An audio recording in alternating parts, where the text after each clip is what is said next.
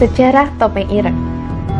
Topeng ireng atau yang dikenal dengan sebutan Dayakan merupakan kesenian tradisional yang berkembang di Kabupaten Magelang, Provinsi Jawa Tengah.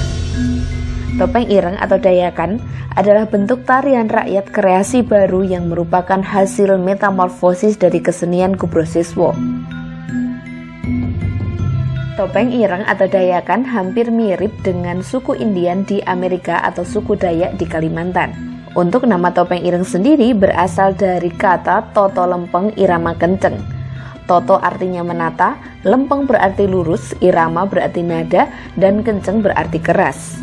Oleh karena itu, dalam pertunjukan topeng ireng, para penarinya berbaris lurus dan diiringi musik berirama keras dan penuh semangat. Nah, berikut adalah sejarah tari topeng ireng yang kini menjadi kegemaran masyarakat. Tapi sebelumnya jangan lupa untuk klik tombol